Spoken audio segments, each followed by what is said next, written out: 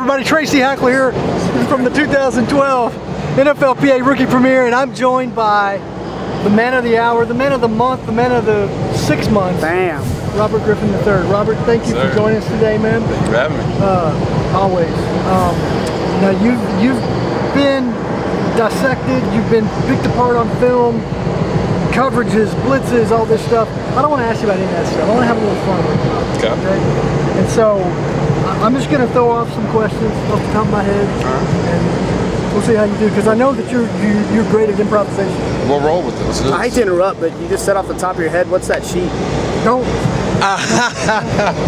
Off the top of his head on that sheet, RG. Hold on. I'm glad you missed it. All right. Off the top of his head, folks, right there. First question, Robert. Greatest song lyric ever written? Greatest song lyric ever written.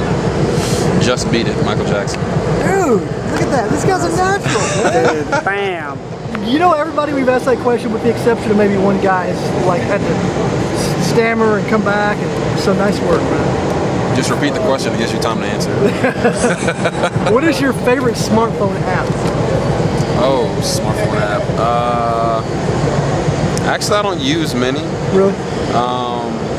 But maybe My Sketch. Okay. You can like edit the pictures. Yeah. Now. There's an endorsement. My Sketch. Like you need more, right? So you're here with Panini America. Easy for me to say. Making your first football trading card. Yeah. So begs the question: were you much of a card collector growing up?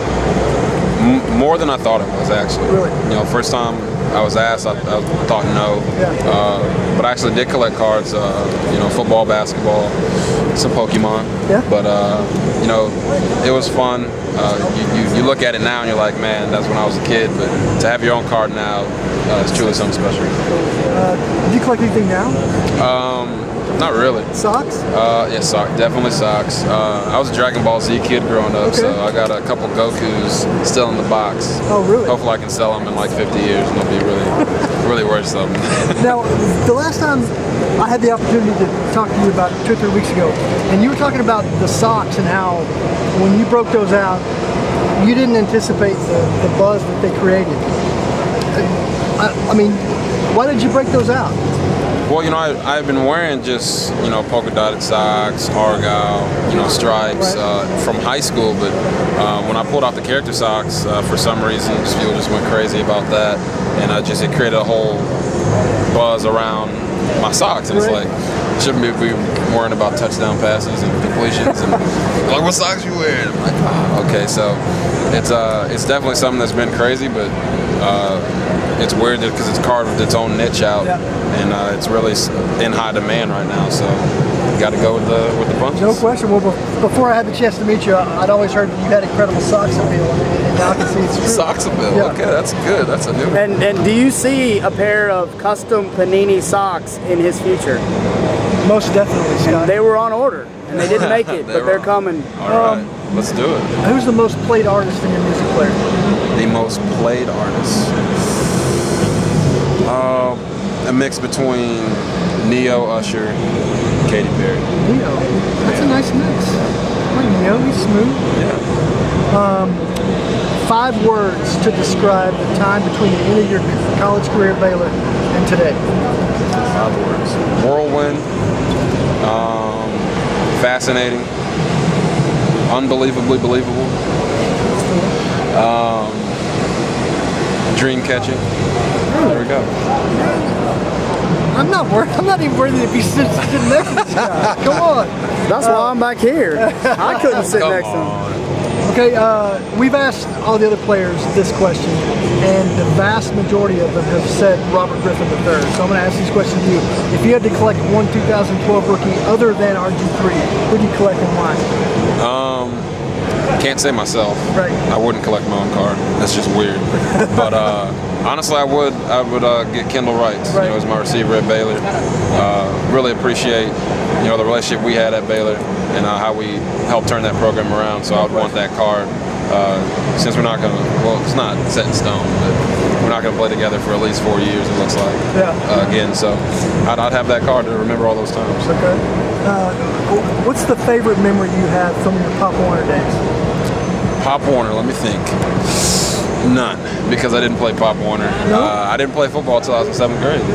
So, but I can tell you my favorite moment from 7th grade. Yes. First game, we won 60-6. Okay. 3 touchdowns, 10 in the air, 3 on the ground. Running back had a couple. We spread it around nicely. From that moment on, I knew football was something good. Right. You knew that's something you wanted to do, right? Yes. Did you think that it would be that easy as you continued up the levels from middle school to high school? Not that it's easy for you, because I know it's not a lot of hard work, but I mean, you're still doing those dynamic things on the field now. I mean, how do you characterize that progression? Well, when I first started playing, you know, I didn't watch football until the late 90s when I was 8 or 9 years old. Yeah. So they're like, it's 1st and 10. I'm like, give me 10 yards. Like, you can't get 10 yards in 3 plays. And it was that easy in 7th grade. Yeah. But as it went on, you start realizing, okay, guys get bigger, they get faster, defenses get better, and it is actually hard to get those 10 yards. So that's how that progression went. I went into it thinking, hey, this is going to be easy. I still think it's easy, but there's a process that goes with it. Absolutely. Who plays you in the Robert Griffin III movie? Yeah. See, everyone gets a good laugh out of this one when they ask me, but I'd have to go with Chris Tucker. Okay. And I'm not talking about Rush Hour 3 Chris Tucker. I'm talking about Rush Hour 1 and 2 Chris Tucker, okay? The vintage Chris Tucker. Vintage Chris Tucker, you know, maybe not so much of the cussing, but just the comedian that he is, doing the Michael Jackson kicks and everything. I think it'd be pretty funny to see him in a movie playing. Look at the camera and give me your best. Chris Tucker, man. Oh, everybody remembers. Jamon Lee, come on. Right. Nobody understands the words coming out of your mouth. All right, then on the other side of that token, who plays your love interest in that film? Oh, my love interest. My fiance would have to be played by Kate Beckinsale. Nice.